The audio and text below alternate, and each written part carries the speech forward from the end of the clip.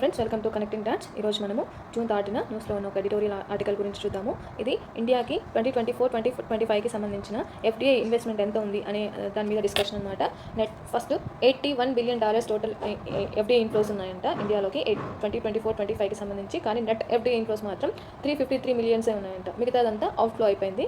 అసలు రీజన్ ఏంటి అంటే ఇక్కడ ఏమి ఇచ్చినంటే హై డిస్ఇన్వెస్ట్మెంట్ వల్ల అండ్ ఇన్వెస్టర్ కాన్ఫిడెన్స్ దెబ్బతినడం వల్ల అండ్ ఇండియాలో డీపర్ ఇష్యూస్ ఏవైతే ఇన్వెస్ట్మెంట్ క్లైమేట్ ఏదైతే ఉందో దాంట్లో ఉన్న డీపర్ ఇష్యూస్ని తెలియజేస్తుంది అని చెప్తున్నారు.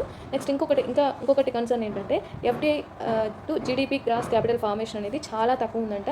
అది ఇంప్రూవ్ చేసుకోవాల్సిన అవసరం ఉంది అని చెప్తున్నారు. ఎలా ఇంప్రూవ్ చేసుకోవాలంటే పాలసీని స్టెబిలైజ్ చేయాలి, ఇన్వెస్టర్ని ప్రొటెక్ట్ చేయాలి, long term capital retention strategies పెట్టాలి అని చెప్తున్నారు. ఇది క్రక్స్ అనమాట.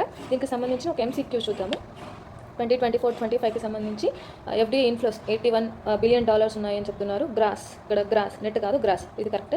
Next net FDI sharply increased. Net FDI తగ్గిపోయిందనే కదా ఆర్టికల్, ఇది తప్పు. నెక్స్ట్ నెట్ ఎఫ్డీఐ ఎందుకు తగ్గింది అన్న దానికి రీజన్స్ ఇచ్చారు. డిస్ఇన్వెస్ట్మెంట్ రైజ్ అవ్వడం వల్ల and short term investor behaviour ఉండడం వల్ల ఇది తగ్గింది, నెట్ ఎఫ్డీఐ తగ్గింది అని చెప్తున్నారు. నెక్స్ట్ ఇండియా టాప్ 5 ఎమర్జింగ్ మార్కెట్స్లో ఉంది అని చెప్తున్నారు, కానీ కాదు, తప్పు. నెక్స్ట్ ఆన్సర్ వచ్చేసి 1 and 3 ఉంది. దీంతో ఒక ఎక్స్ప్లెనేషన్ ఉంది, రీజన్స్ ఉన్నాయన్నమాట. ఎందుకు ఎఫ్డీఐ వాల్యూ అనేది తగ్గుతూ వస్తుంది అనడానికి రీజన్స్ ఇక్కడ ఇచ్చారు. డిస్ఇన్వెస్ట్మెంట్స్ ఎక్కువ అవడం వల్ల, షార్ట్ టర్మ్ పోర్ట్ఫోలియో ఉండడం వల్ల, private equity, venture capital funding తగ్గడం వల్ల ఎఫ్డీఐ ర్యాంక్ చాలా తక్కువ ఉంది గ్రాస్ టు క్యాపిటల్ ఫార్మేషన్లో. నెక్స్ట్ రెగ్యులేటరీ అన్సర్టనిటీ ఉండడం వల్ల ఇన్వెస్టర్ ఎగ్జిట్ అవుతున్నాడు అని చెప్తున్నారు. అసలు ఏమేమి చేయాలి అంటే is of doing business improve చేయాలి, నెక్స్ట్ పాలసీని స్టెబిలైజ్ చేయాలి. ఇప్పుడు ఒక ట్యాక్స్ సిస్టమ్ పెట్టి నెక్స్ట్ ఇయర్ ఒక ట్యాక్స్ సిస్టమ్ పెట్టడం వల్ల ఇన్వెస్టర్ కాన్ఫిడెంట్ అనేది దెబ్బతింటుంది మన ఇండియన్ ఎకానమీ మీద. నెక్స్ట్ ఎవరైతే హైయర్ ఇన్వెస్ట్మెంట్ ఇస్తున్నారో, లాంగ్ టర్మ్ ఇన్వెస్ట్మెంట్ పెడుతున్నారో వాళ్ళు కొంచెం ఇన్సెంటివ్స్ ఇస్తే వాళ్ళ క్యాపిటల్ రిటెన్షన్ చేయడానికి చాలా ఎక్కువ రోజులు పెట్టుకోవడానికి ఛాన్సెస్ ఉంటాయి అలాంటి పాలసీస్ని ఫార్ములేట్ చేయడం వల్ల. Next capital markets smooth investor exit అనేది చాలా ఇంపార్టెంట్.